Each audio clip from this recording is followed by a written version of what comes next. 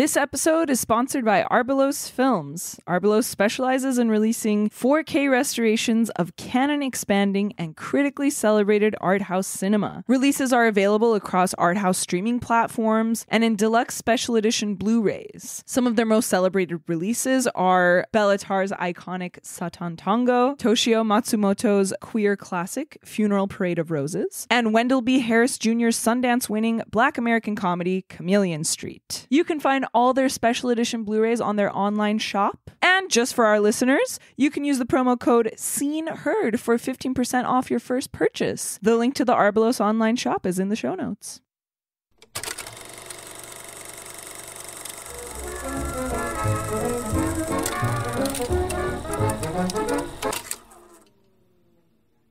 It's El Duderino if you're into the whole brevity thing. This is Rio Bravo.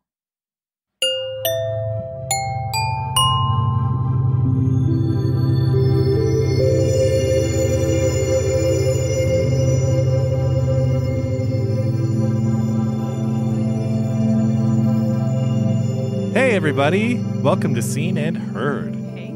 This is the podcast where two Hollywood assistants are as Hollywood as they get. We're at the top of the Hollywood food chain, Greg and Jackie. I'm drinking a Diet Coke as we speak.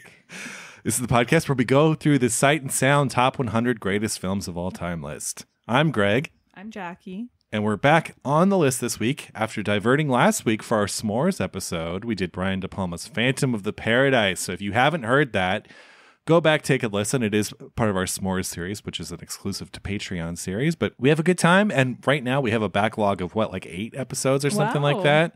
7 or 8. I think that maybe this was number 7. But we started with Pink Flamingos and continued with some Gaspar Noé and Return to Oz. And we've done the films of Kenneth Anger. We've done the films of Maya Deren. And here we are. Last month we did Mask of the Red Death. We did that in June with Vincent Price. And then we just did Phantom of the Paradise. And funnily enough, of course, Phantom of the Paradise is playing at the New Bev. I know, on a double bill. This keeps happening. Yeah, it's sold out though. Wow. It's sold out. Also, we just want to announce that we will be taking a brief break soon. Last year, we took the month of November off. It's not going to be as clean this year. We're going to take like half of September and half of October off. So we'll leave. Basically, we have 1 week left after this episode. We're going to come back. We're going to do Satan Tango because our sponsor, Arbelos, how could we not? It's one of their best releases. So we're going to do Satan Tango next week. And then we're going to be gone for about a month. And we're going to return mid to late October, get in a Halloween movie or two, and return to the list. Yes. So that is the plan. Good plan. Just letting you know. What's that from? Good plan. Wait, the way you said that.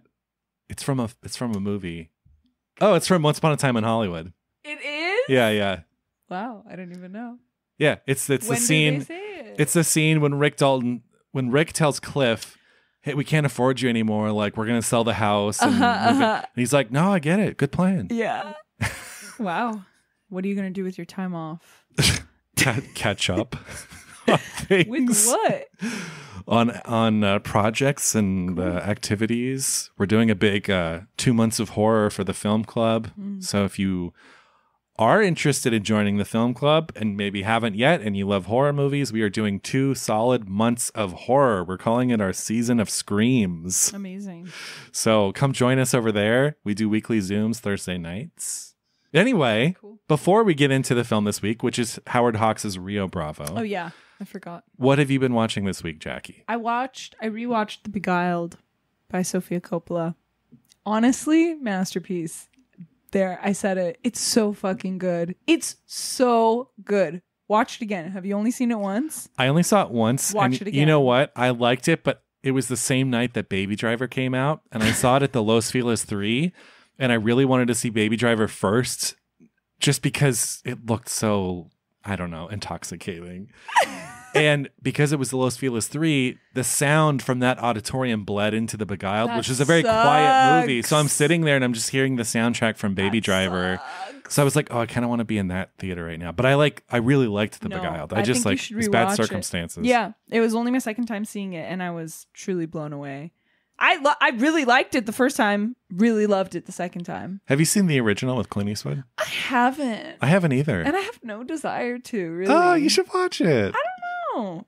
Anyway, very underrated, and I feel like in a few years people are going to come around and be like, that was so good. Like they are now with Marie Antoinette. Yes, exactly. And then I watched Porco Rosso because I've never seen it. Oh, I love Porco But you know Rosso. what? I watched the dub, and it wasn't that good. Michael Keaton. Yeah. Do you watch the dub, or do you watch... This might be a hot take. Typically, with animation, well, specifically Ghibli, I watch the dub, yeah. I usually do too, but this was the first one that I felt, Underwhelmed by. No, I thought the dub was underwhelmed. No, the dub, yeah, that's what I'm saying. Yeah. Because Pixar usually does the dubs.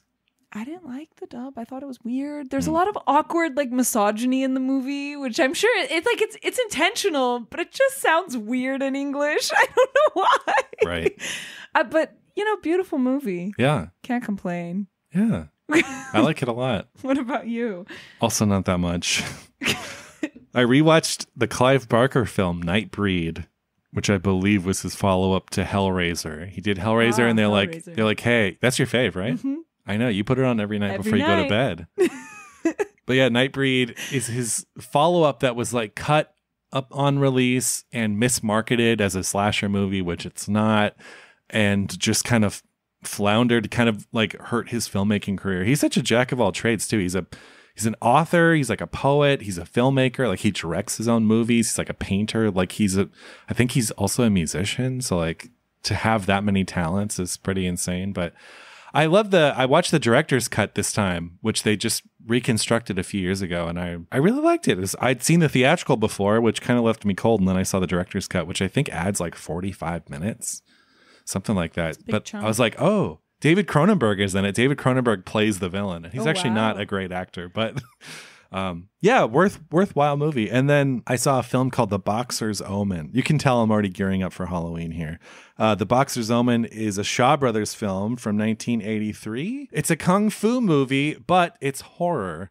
It's a big weirdo, gross out movie with all these crazy goopy special effects and people eating entrails and black magic mixed in with kung fu. I really dug it. I had some friends over and we watched it and had a good time. Had some margaritas, and yeah, that was my week. Nice. So already in the throes of the Halloween season, which I could not be happier about because this is like my favorite time. I love fall. I love horror. I'm in. Thanks for the invite. I'm in. Margaritas. I didn't think you'd want to watch The Boxer's Omen. Plus, I offered you a margarita the other night before we recorded, and you said no. Because I was going to Vegas. Which is fair. I had to flush my system before I go to Vegas. Well, I watched this while you were in Vegas anyway. Oh, okay, sure.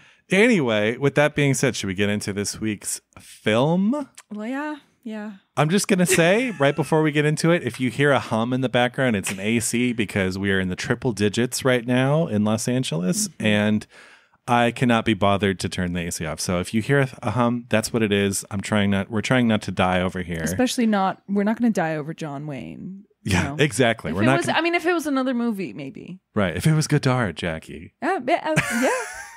Contempt. Yeah. Anyway, from 1959, this is Howard Hawks' Rio Bravo.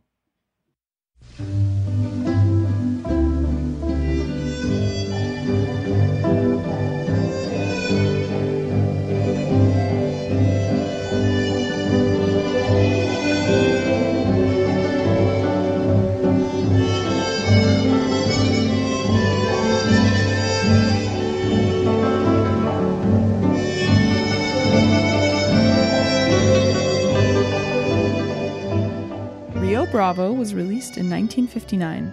It was directed by Howard Hawks, written by Jules Furthman and Lee Brackett, based on the short story by the same name by B.H. McCampbell. Music by Dmitri Tiomkin. Lyrics for the songs Rio Bravo and My Rifle, My Pony and Me by Paul Francis Webster. One night in a western town, Joe Burdett, the brother of a wealthy land baron, kills an innocent bystander after picking a fight with the sheriff's drunken deputy, simply known as Dude. The sheriff, John T. Chance, and Dude hold Joe in the town prison and await the arrival of the U.S. Marshal to take him to trial. They are aided by Stumpy, an old deputy who guards the cell. Nathan Burdett, Joe's brother, forms a small army of mercenaries that stalk the town and the jail. A wagon train arrives into town, led by Chance's friend Pat Wheeler, who is carrying dynamite. Wheeler offers his help to Chance, but Chance refuses. Wheeler tries to recruit Colorado Ryan, a young gunslinger in his party, to help Chance, but Colorado decides not to get involved.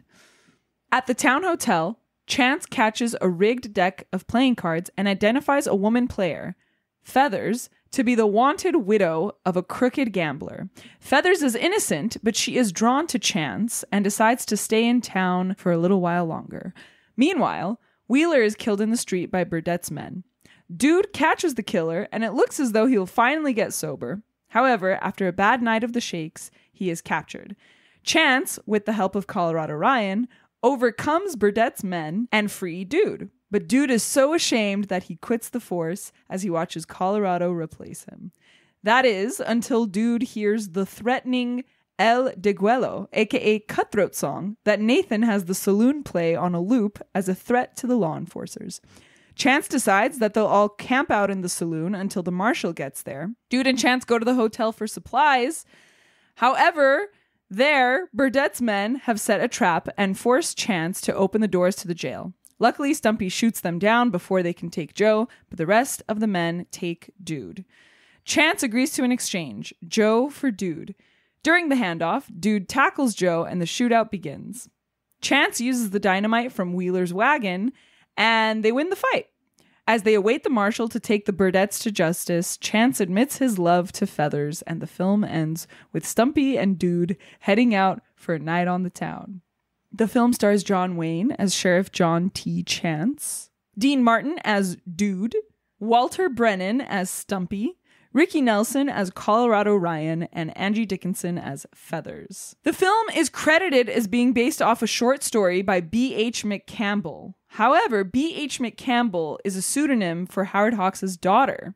Her name was Barbara Hawks McCampbell. McCampbell was her married name. But it's kind of weird and sus. Like, there isn't a clear consensus on if there was an actual short story she wrote. A short story was not published. Some people, there's one biographer who says, there's a biography by Todd McCarthy, and he claims that her contribution was simply the dynamite. And so they made this weird credit of based on the short story, or maybe she contributed more story. No one really knows, but it's like a weird... Interesting. It's interesting, right?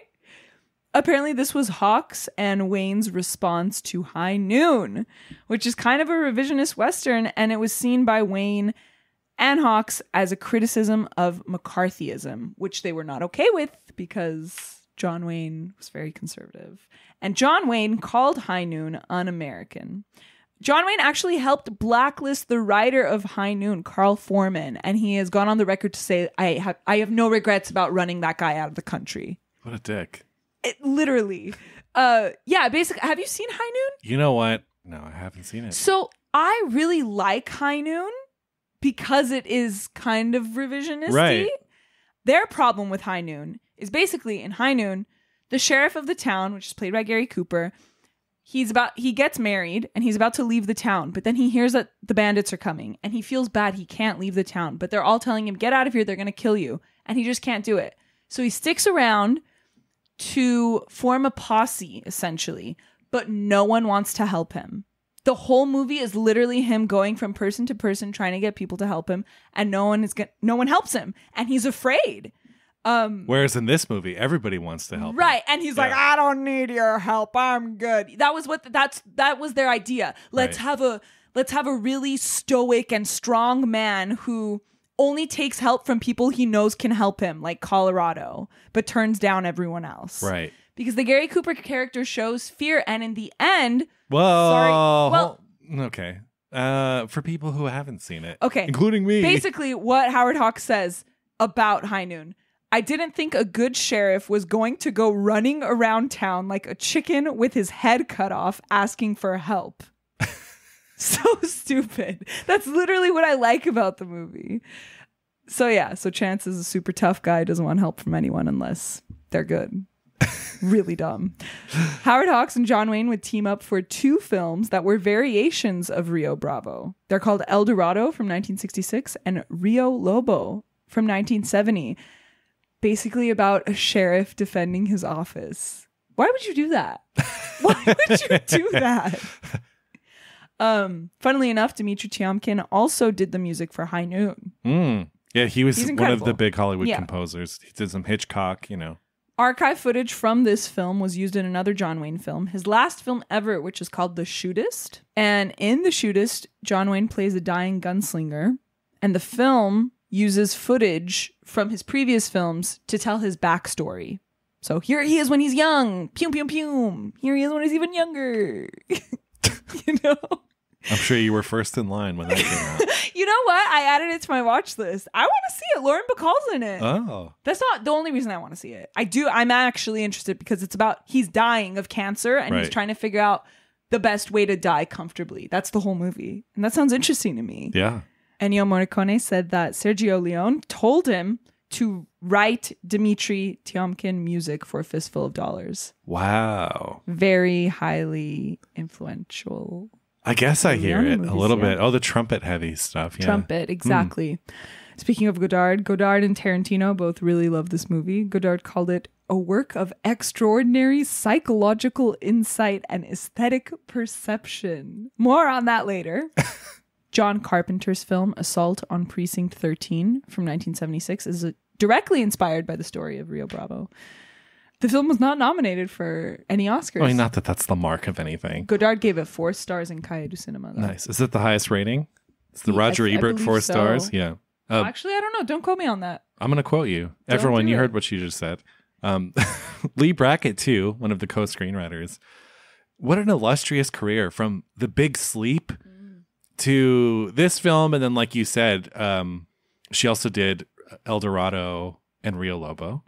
And wrote The Long Goodbye for Robert Altman. Wow. And I think the last thing she ever wrote, The Empire Strikes Back, the Star Wars film. Wow. Yeah, so started at The Big Sleep, ended at Empire Strikes Back. That's incredible. Yeah. Howard Hawks, too. I mean, Hawks is incredible. And I think, too, what makes Hawks so incredible is that he's kind of invisible. Oh, my God. Versatile. Like, he can do anything. Yeah. He can do a screwball comedy. Like, he did Bringing a Baby, right? Bringing a Baby and His Girl Friday. Yeah. And 20th Century with John Barrymore and Carol Lombard. Yes, you're right. You're totally right. And then Westerns, some of the best Westerns ever. Obviously, we're going to disagree on this one, but also Red River with John Wayne, which is a great one. Him and Montgomery Clift. Yeah. You would love that one. That one's really good. It's on my list of Westerns to watch. But yeah, just a super versatile director. Yeah, he's incredible. Yeah. To have and have not. Yeah. And then also he did The Thing from Another World, which also John Carpenter ended up remaking as The Thing. So John Carpenter remade at least 2 Howard Hawks movies. He's a huge Howard Hawks fan. John Carpenter is even on the disc for Rio Bravo as a commentary for the film. Wow. So big fan. I mean, I love just going through his filmography. Gentlemen Prefer Blondes. Yeah. Uh-huh. Oh, Only Angels Have Wings. Have you seen that one? With Cary Grant? That movie is so good. It's so good. Adding it to the list. But, okay, so this is number 63 on the 2012 list and number 101 on the 2022. It didn't make the top 100 Fell in the 2022. off, huh? I wonder why. I do wonder why. Well, I guess it's about time we get into initial thoughts, huh? I suppose. You go first. I have nothing for this movie. Sorry, I just stepped on you. No, it's fine. It's fine. Please step. I have very little for this movie. I would like you to go first. All right, I'll go first. Well, I already know a little bit that you don't love the movie, which is fine. In fact, going on Letterboxd, I saw that this movie had a very split reaction from people. And either people were like, oh my God, this is incredible. Or they were like, what? This is what everyone's talking about? I fell into the what is everyone's talking about for like the first 45 minutes or so. And once I settled in and I realized what it was doing. Now, granted, I've heard about this movie for so long, and I've heard Tarantino say in so many interviews that it's like the greatest hangout movie ever. So I kind of knew going in that it was going to be a hangout movie. which I think Tarantino just contributed one of the all-time greats to that genre in Once Upon a Time in Hollywood. So I kind of knew that this movie was going to just be sitting around with the characters. And I'm so happy that the movie, this is, I don't want to say 100% this is like a Greg movie, but it's a Greg movie in the sense that it kind of sets up a plot and then forgets about it and becomes way more interested in the characters themselves. And then the plot kind of comes back in and then it goes back out and they forget about it for a while. And like what I really liked this movie. And I think why I like it so much, it's not because it's the most subversive or interesting Western or like the gutsiest, you know, the Sergio Leone Westerns or the Sergio Corbucci ones, like the Italian spaghetti Westerns still kind of reign supreme for me. And then on the traditional kind of classic American Western side, I still prefer something like Stagecoach or even Red River by Howard Hawks. But what I think is so cool about this movie is just that the plot gets sidelined for the characters. And I think it's so cool. And I think the fact that this film gets hung up on people shaving, going to the bathroom, taking a shower, where are they going to sleep at night, whose room are they going to sleep in, who's outside in the hall guarding their room, the minutia of the story becomes these big moments. And so because it's brought down to such a relatable level, I like really care about these people. And I think too, again, we're not John Wayne fans. If you've heard our episode on The Searchers, you know this. That being said, like, I think he's a part of some great films. Some don't work. Like, I don't really like The Searchers, but like, I think in stuff like Stagecoach, where he's supporting, or Red River, where he's more forefront, but he's like kind of the villain in that, almost in the way that he is in The Searchers. He's not as interesting here, but he's the backbone of the movie, right? Like there are these characters that kind of orbit around him and the movie's not about him. I'm not interested in him. He does a fine job. I'm not interested in the romantic subplot at all. I feel bad for Angie Dickinson having to kiss her grandpa. But I can't deny, as a non-John Wayne fan, some of the way he holds himself in some of these scenes with such an authority. But what truly impressed me was mostly Angie Dickinson and Dean Martin. Dean Martin, I honestly have not seen in that many movies. And I didn't know he was like capable of like a performance like this. Like, I think his performance as Dude in this movie is pretty remarkable. And maybe because I just wasn't expecting anything because it's Dean Martin, but like I was bowled over by him in the movie and I really felt for him. And Angie Dickinson too has this like new star sheen about her. She's like, I'm here. I don't even know where this falls. Like, I think she might have done some stuff before this. I don't think it's not like the very beginning of her career, but she has this just like new star sheen, and she's so good. And in a genre which was sidelining female characters, even in the Leone films to a certain extent, except outside of like Once Upon a Time in the West, she's interesting. She's tough. I don't know why she falls for him, but everything else, like clearly she would fall for Dean Martin. Literally. Because it's like Ricky Nelson is the baby boy. He's like a child. Even him, if she went for him, I'd be like, yep, cool. He's like prepubescent. But Who like cares? Dean Martin has like he has that literally. Like, he seems like late 30s, maybe 40. Yeah. He has this like, he's charming. A man. He's a man. He's not a grandpa like John Wayne. Anyway, I'm rambling on. I really dug this. I saw a lot of people on Letterboxd even who liked it and they're like, it's too long. It is 2 hours and 20 minutes. I actually wanted it to keep going. Once I got into its rhythm, I wanted it to keep going. And I loved just being able to spend time with the characters and have these like little moments become such big moments. So for me, it worked. I agree what you're saying about the minutia. I really do like that. I love when people discuss, what are we going to eat? What are we going to drink? I'm going to take a bath. Love that. That stuff was cool. The thing was, like, I had heard this is like Tarantino's favorite hangout movie. So I thought that they were going to be literally hanging out in the jail, guarding this guy, with the prisoner, being one of the main people who's hanging out. Like, I thought that's what this movie was. And then they literally abandoned the old man in the jail. Like, nothing. Like, it's like, why are you guys leaving him? He's an old man with a bad leg. Where are you going? Why are you walking around? What are you doing? Why on the last night you guys are like, actually, we should have done this 3 nights ago. We're all staying there. It's like, yeah, no shit. Like, I thought that's what the movie was. When they kept leaving it, I'm going to go sleep in the hotel. What? Why are you going to go sleep in the hotel? No danger. Zero excitement. Nothing. Because I want to go to the hotel. Oh, wow, a card game. Like, that's what I like about it, though. But yes, I get what you're saying. I thought that was the movie. I thought they were going to hang out. I thought they were going to talk to this outlaw guy. I thought it was going to be a cool them in the jail the whole time. When they are in the jail, they're singing silly songs. or it's Stumpy saying something that's ridiculous. I don't understand what he's saying. Love him, though. I think he's excellent. Is he your favorite sound? Yeah, I think he's my favorite character, too. Yeah, I love him. When it started, when there was like 5 minutes of no dialogue, I was like, oh, hell yeah. It's like very cool. I felt like I was in a Gene Kelly montage or like a silent movie. Oh, interesting. And then, of course, it's short-lived. But as the movie progressed, I got less and less interested. I never felt real danger until, I guess, when there was an hour left in the movie. It kind of picks up a little bit, especially with the introduction of the song and that night where they catch that guy. And then the next day when Dean Martin's, the dude is really shaky. After that, it kind of picks up and I really like that. But I don't know. They just kept leaving that old man all alone. And I was like, I don't understand. Why are you guys leaving? Yeah, but he's good with a gun. But I thought it's a stakeout. Like, I thought you guys are in date. Someone could burst in at any moment.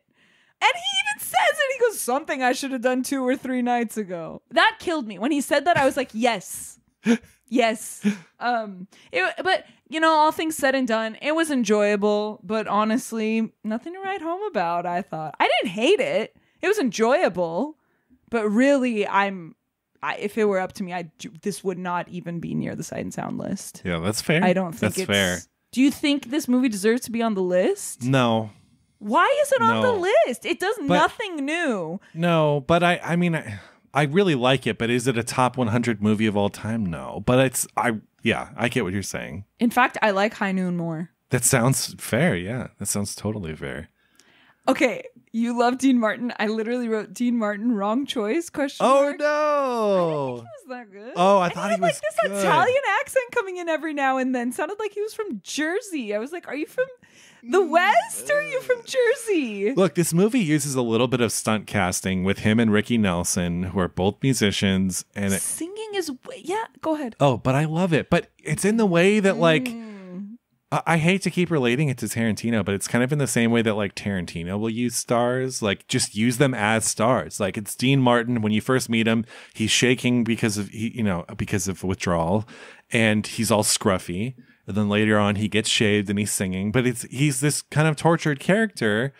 And so I like that you got to see the two sides. You get to see Dean Martin as Dean Martin singing, but then you also get to see him as this like tortured character. When he started singing, I thought it was really silly. Oh, I was all about the singing. I was like, okay, now we're in a cool like parlor with a crooner singing at me right now. Like, yeah.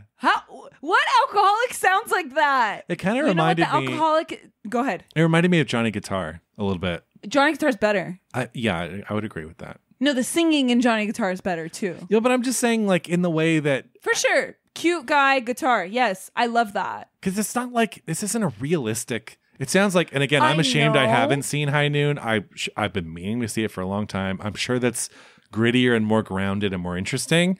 This is a Hollywood movie, and you get it from the very beginning with the very Hollywood opening titles. I know that, but like it's fluff. Like, I know, but why is it so revered? I don't understand why it's so revered. And I think the intention, everything you said about the characters, intention is there. Execution is not there. I'm all for having this drunk deputy. Did it play well? I don't think so. He's literally like, my hands are shaking, lifting up his hands shaking, and then he puts them down and they're not shaking. You know, and he's like, it's just off. It's not going there. It's not strong enough. This must have been where the Gene Wilder character came from in Blazing Saddles. Maybe, yeah. It had to. I was like, oh, while I was watching this, it clicked for me. I'm like, that has to be what that's referencing. But I'm all for a character like that. I think that's really interesting. I'm all for a gambling lady.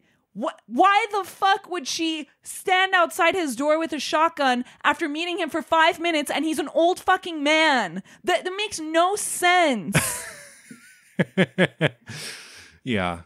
But the intention is there. Like, I Right. like all of those ideas, but I don't like the execution of them. That's totally fair. Yeah, and John Wayne is just so boring. He is so boring. He is the most John Wayne in this movie, and I can't stand it. I'm sorry.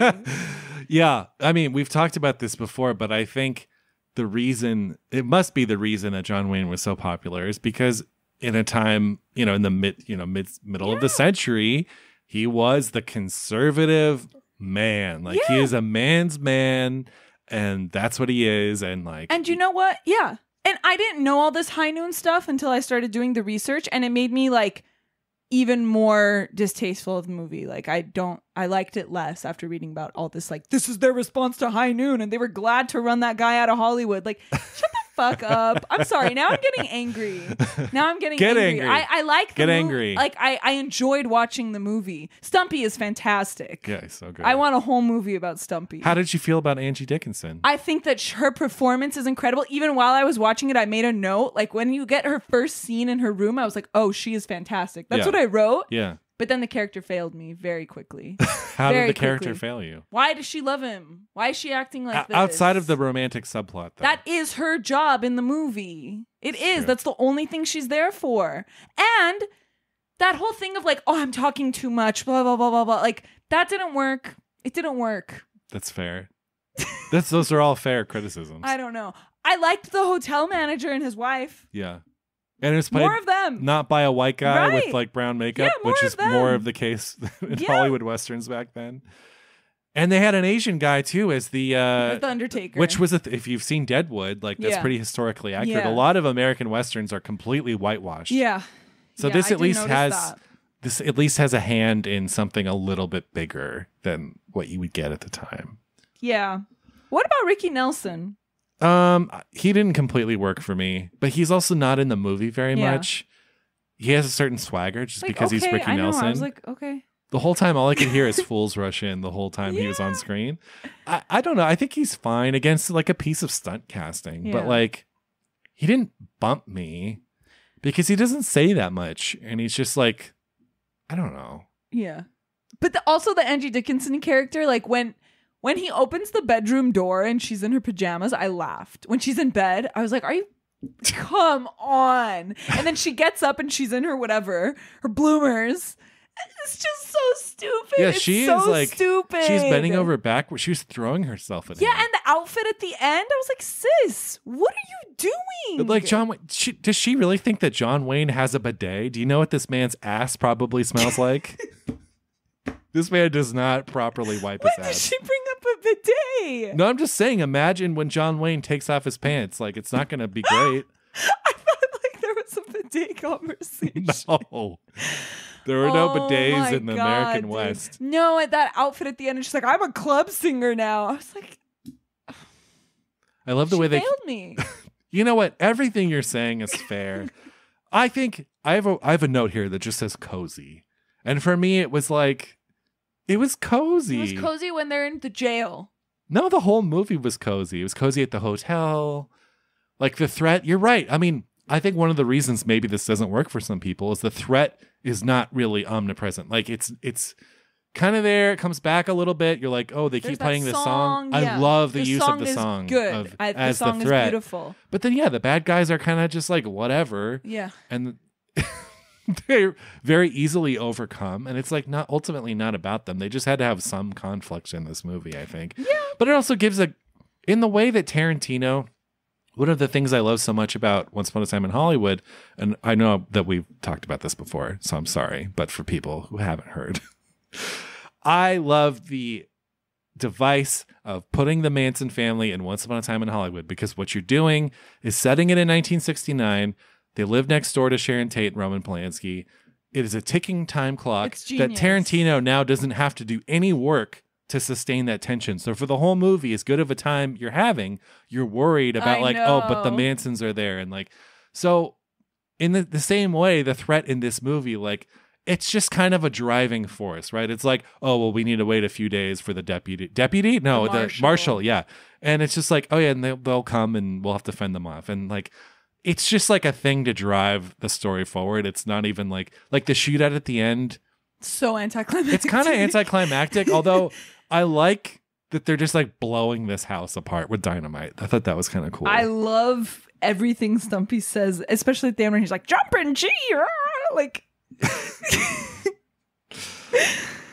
Yeah. I like that Stumpy comes. Yes. Of course he's going to come. Yeah. I like that he shoots dude because he shaved. Yeah. What did you say it was you, dude? See, I wasn't as concerned as them leaving Stumpy there because he's pretty capable. He just has that limp, but like he's a good shot. I mean, I guess. It's just like I thought it was going to be this. Maybe it's just because I had different expectations. I thought there was going to be a contained story like this, and like, it is contained, really like threatening and psychological, and like, oh my god, someone has to stay up. What if they attack us at night? Like, oh, I see. You know, I didn't know. You wanted more tension, which is fair, which is totally fair. But it was enjoyable. I did love the hotel. I like how well you get to know each of the locations. I loved the saloon. I was gonna say the opening when he's in the saloon. What a lived-in saloon. Yeah, I loved it. And someone's getting a shave in the corner. It's so strange. I didn't know, this is really bad, but I didn't know what a spittoon was. Really? I mean, I knew about the concept of a spittoon when I saw it there, though.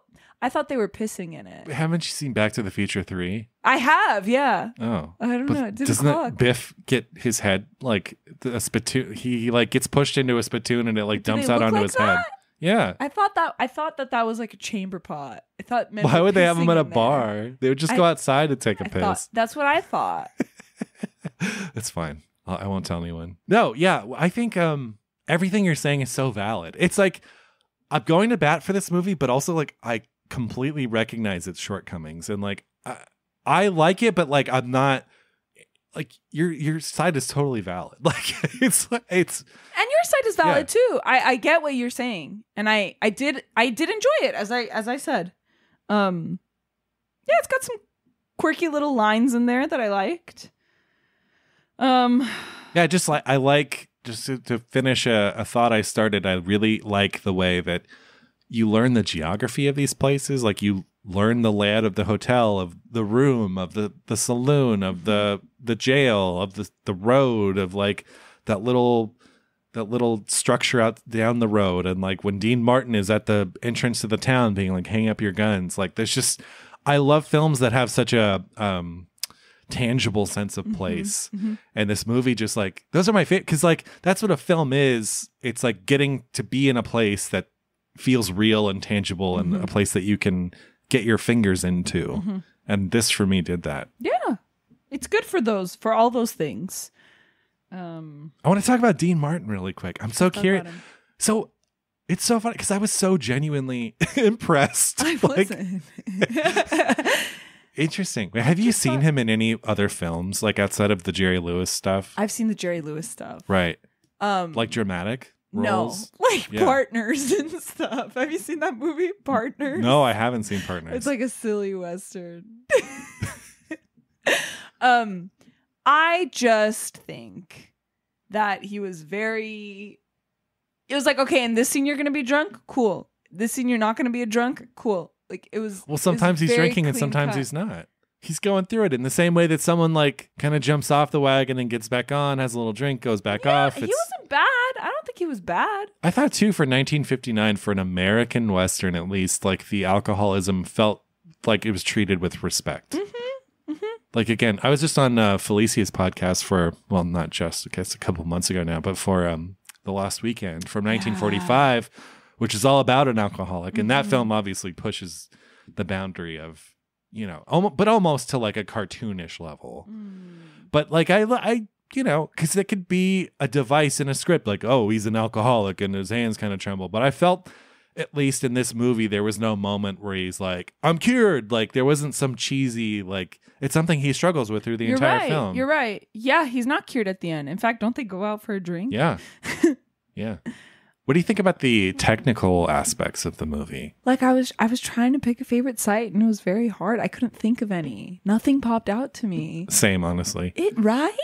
Well, that's kind of the Howard Hawks thing. Like I keep wanting to say workman, but he's not a workman director, but he has this like again, invisible style. And so none of his films look so incredible, not to take anything away from their look. I mean, I think I remember Only Angels Have Wings looking pretty great and Red River and stuff, but like, this doesn't look like, you don't go away from the movie being like, oh my God, the cinematography was incredible. Mm-hmm. But that's, again, it's kind of the whole old Hollywood Western thing of like, it's shot well. Oh, it was it's shot. covered. I forgot to say it was shot at Tucson Studios. I believe Oh, it's called, okay. in Arizona. Oh, so they kind of actually got some authentic stuff in there. They didn't shoot it at the ranch from Once Upon a Time in Hollywood? No, I've been to that ranch though. Tell me about that ranch. It's not Spawn Ranch. No, it's but it's inspired by, there used to be a place like that. Yeah, Spawn Ranch. Yeah. Which the Mansons took over. They actually and then, did take over. And then a few years later, there was a big fire. But you can go to it now. The site. Spawn Ranch? I've been to the site where Spawn Ranch used to be, and there's still like 60s like cars that are like overgrown. Yeah, it's creepy. But then where did Tarantino shoot the... He shot it at a movie ranch nearby, and I forget the name of the actual thing, but I went to the site because I love that movie so much with my friend. And of course, all the buildings are gone from Once Upon a Time, but we found a piece of Bruce Dern's, you know, he's like at the end there in his little house, George Spawn. We found a piece of the house still in like the ground, so we like took it. And so my friend Brian has a piece of Bruce Dern's house. Nice. Anyway, this is not the Once Upon a Time in Hollywood episode. Although I wouldn't be opposed to doing an episode on that. That'd be fun. But yeah, it's kind of hard. I just feel like because Tarantino makes this movie such a part of his identity. Even going back, if you see interviews with him from like 30 years ago, they asked him to name his like 3 desert island movies. This was one of 3. He said this, Taxi Driver, and...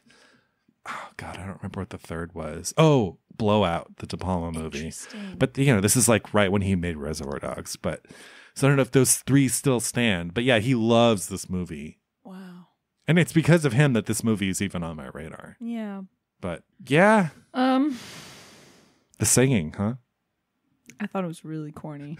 Come on. But you, of all people, you love a good people breaking into song. Not when it's Dean Martin, who has the most beautiful, silky voice. Yeah, but what's wrong with that? It didn't match. It sounded so off. It sounded so off. I'm sure it was in his contract, like must sing. I know. I don't know. I dug it, and I kind of liked the songs too. No, yeah, the songs are fine. I just don't think it goes. Like, right. Yeah. I don't know. I'm curious too. I'm curious what we'd both think of this movie like 5 years from now, like seeing it again. Just because it seems like the kind of movie that grows on you. Yeah. But listen, the majority of the plot, character-wise, is this like weird romance. Well, and then him being an alcoholic. It's not... I don't know if the romance is that like... Yeah. I also watched it in 2 sittings. Oh, did you? Like 2 days or... Yeah, I started it late last night, and then I had to finish it today. Yeah, I don't know. I just... It's not a masterpiece. But where does Dude sleep? Pretty sure he sleeps in the jailhouse. Does he? I think so. I don't think he like has a home. Did you know that there... I mean... A lot of them don't have a home. They just sleep in the hotel or whatever. Yeah, that was another thing. Why do they sleep in the hotel? Because in these old Western towns, there's only so many buildings. So some people just lived out of the hotels, I think. I had no idea that there was another movie character called Dude. It was always Big Lebowski in my mind. That was the first one to ever do it. That's what I thought. What? How many movies are there where the main character's name is Dude? 20. Did you know that there was another one? I mean, yeah, I've heard other characters in movies named Dude. You have? Yeah. Well, like who? Okay, wait, let's talk about this because we're assuming these are nicknames. His name is Chance. He's Dude. Ricky Nelson is Colorado, or as John Wayne says, Colorado. So annoying. And then there's Feathers. Yeah, Feathers. So I'm is that a assuming first name? these are is that a all last name? Nicknames. I think you'll be surprised about what Pauline has to say about this. She kind of touches on that a little bit. But yeah. I have like nothing else to say. That's fine. The water shot is okay. The water shot. When he's over like the water, the horse, what is it called? Like a trough? A trough? Trough. Wait, which? Oh, where they dunk him in. They come and get him. Yeah, they dunk him. When the water shot is okay. You're like, there's one shot that was decent. I mean, this movie's very competently shot. Oh, yes, it is. Don't get me wrong.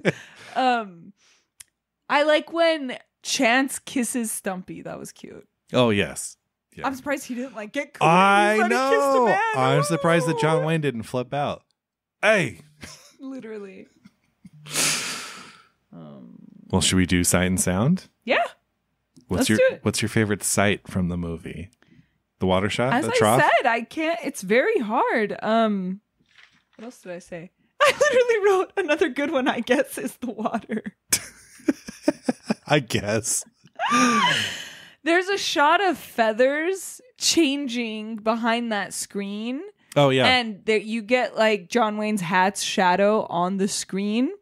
I mean, I guess that's a cool shot. I would like it more if I liked their relationship, I guess. Yeah, she should have gone for dude. I know. I too was surprised when she started falling so easily for John Wayne. And you're like, Within what's the 5 appeal? He's a grandpa. And the saloon shot is cool. It's grandpa with a dirty when he ass. walks in. With a Western ass. Ew, can you imagine like how bad people smelled? I think about that all the time. I think about it every time I watch a period piece. I'm like, all these people smell terrible. Just like I think awful. about it. Yeah. Yeah. And it comes in at the worst moments of Pride and Prejudice, let me tell you. Comes in at the worst moments, the thought. Well, and like the thing too is like in this movie they make a big thing out of bathing because the whole thing is dude goes back to the hotel to take a bath. I love when Stumpy's like, someone in here said they were gonna do something. Yeah, and that was great. That's cool. Yeah. So yeah, they all smell horrible. Yeah. But Angie Dickinson is over there just throwing herself at him. Yeah, and taking like 3 baths a day. Yeah. She's good though. Like she really is captivating to watch. It's just I don't think she's really worth anything. You know she was married to Burt Bacharach? Really? Mm-hmm. I did not know that. She is still alive. She is 91. No, good for her. She's only been married twice. She's been married to Jean Dickinson because she was born Angeline Brown, 1931. And then her second husband was Burt Bacharach. They divorced in 1981 and she has not been married since. Wow. Slay. Yeah, she's great. She's so good. She's really good. Yeah. Oh, she was in the Hallmark Channel film Mending Fences from 2009. Oh, I love that movie. She studied at Glendale Community College. Hey, so did I.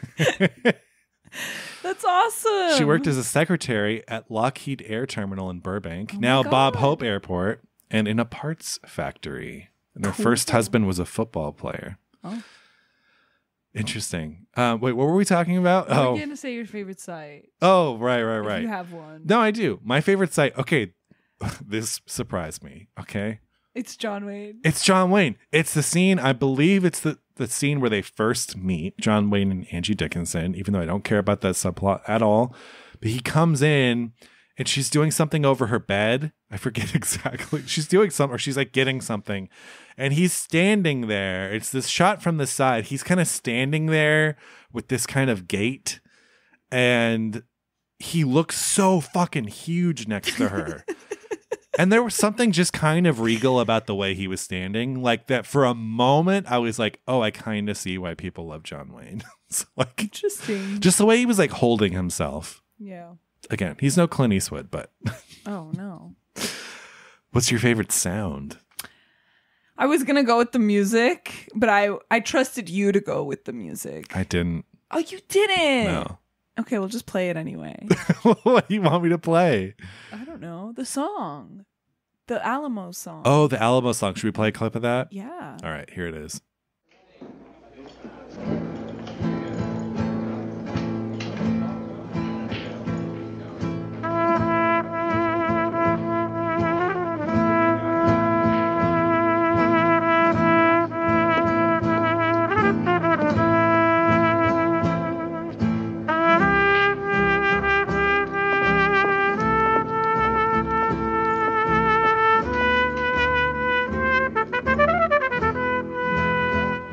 See, I thought they were gonna like be in a jail and like that song. They were gonna like mentally torment them. Like I thought it was. I mean, they did. They were teasing them with it, but it's not a big deal at all. They're tapping their feet to it. It's a beautiful song. It didn't affect them. Yeah, you know what? That was another thing I didn't like. Why is Dean Martin like, I'm done with this. Wah, I'm an alcoholic. And then, song plays. You know what? I'm back in within the same scene. Because it's a taunt.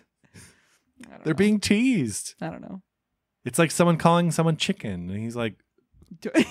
Now we're back to the future. I mean, I get what you're saying, but I like the way that the movie kind of like, I forgot about the threat, and then you just hear that song, and it cuts. Wasn't that dramatic though? It cuts into. I think it comes in. I think you first hear it when it gets played, when it gets requested at the saloon, but then you hear it right after Ricky Nelson and Dean Martin have just sang. They've just sung those two songs. That's after Dean Martin says, "I'm still on the force." So it happens when he's like, oh, "I quit. Never mind." It's after that. Okay. I don't think it's Dean Martin. I don't know. My favorite sound. Yeah, your actual favorite sound. It is Stumpy Line. It's gotta be a Stumpy Line. So incomprehensible that I had to use subtitles. Does he not sound like the Big Thunder Railroad voice? Oh, absolutely. Maybe it could be that guy. I looked it up. It wasn't. Oh, okay. I looked it up. So this happens like during the shootout when Stumpy has come, and I forget exactly what John Wayne tells him, but here, let's just listen to it. Stumpy, hurry up. What are you doing? What do you think I'm doing, taking a siesta? Oh, man. It's good. He reminds me of the bird from, what movie did we do where there's like Return to Oz. Wait, not the bird. Oh! The chicken. Yeah, exactly. I loved her. What was her name? Yeah, what was her name? I forget. Do you think he's actually missing teeth, or did he do that for the... It's a good question. role? I don't know. A great performance. Yeah.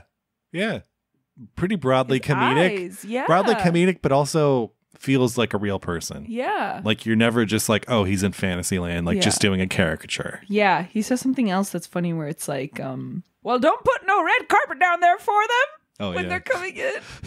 So my favorite sound is also a Stumpy line. Yes. He's playing harmonica, and John Wayne says this to him.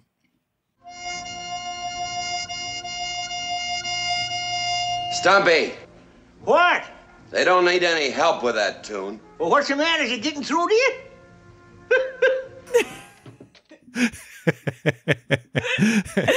Turning the simplest lines into pure gold.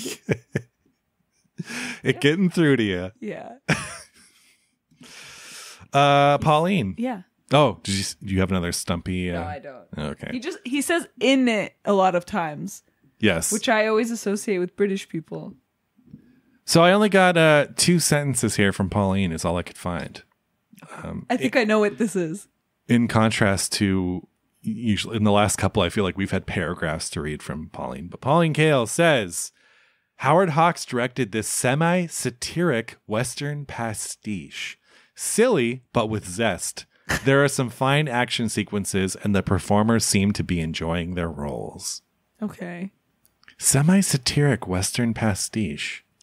Definitely see the Western pastiche. Yeah. Satiric? I don't think it's satiric either. I think it's having fun with the genre a little bit and kind of indulging in some of it's a West. And I think that song, when they break out into song, that is clearly playing into that whole thing. Yes. But yeah, silly but with zest, she says. Cool. Pauline, thanks. Should we do Letterboxd? Yeah. Okay. I have a 5-star review here that just says, an outlaw gives up his gun, a drinker gives up his bottle, a gunslinger gives up his need to prove himself. The domestication of the Wild West. What gunslinger gives up his need to prove himself? I know they're talking about Colorado, but that's not at all what happens. Colorado. That's not at all what happens. I need you to say Colorado. Colorado. No, it's a Colorado. Why does he talk so slow? Because he can't be bothered to talk faster. He's got too much swamp ass going on. Swamp ass. Okay, this is a 5-star. That's what I've got. And I wanted to pull this because I actually thought that was a really cool line of all the lines. It's Dean Martin's like, or someone says, that's all you got? And he goes, that's what I've got. Yeah, that's a good line. It's a good line. Yeah. This one has no stars, but it has a heart. And it just says, has the greatest moments of quiet of any film I've seen. Whole movies could be made about the changes that occur when these most human of characters stop speaking, and you'd never run out of material. Predicts and surpasses every action movie, every male melodrama, honestly, every film that was to follow. That's very high praise. Okay. I'm not even going to. I don't think it's quite that. Comment. I don't think it's quite that. Okay, 2 stars. The whole reason behind the very existence of Rio Bravo can be accumulated down to the fact that John Wayne couldn't digest a complex and unconventional portrait of a Western hero, and even went so far as to call it un-American. This film serves as his response to High Noon, and not only is it vastly inferior to Fred Zinnemann's classic, but also bloated, boring, and bog standard.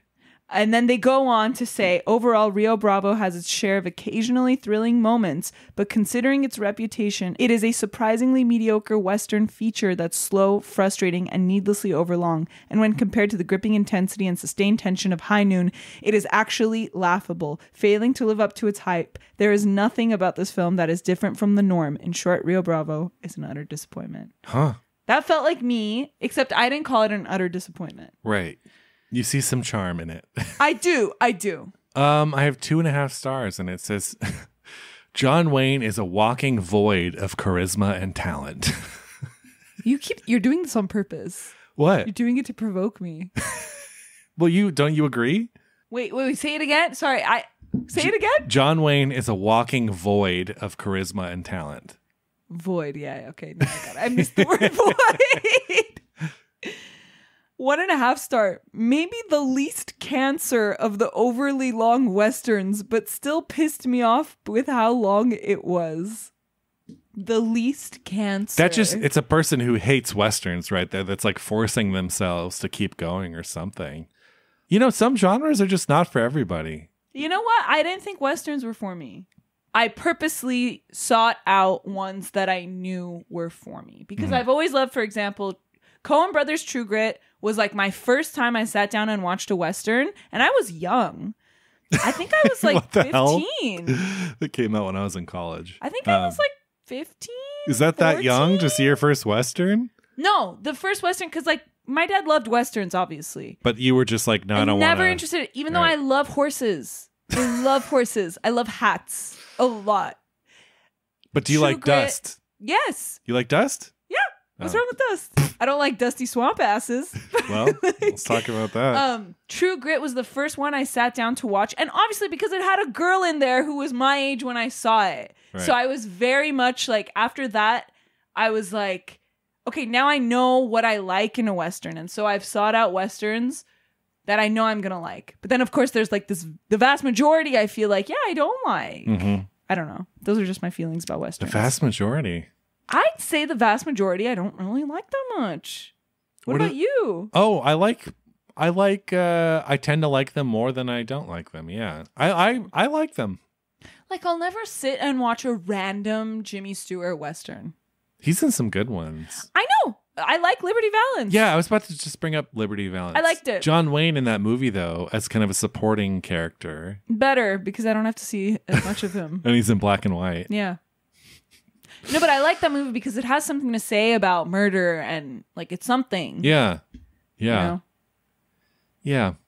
No, I like that movie a lot, too. Yeah, I have a complicated relationship.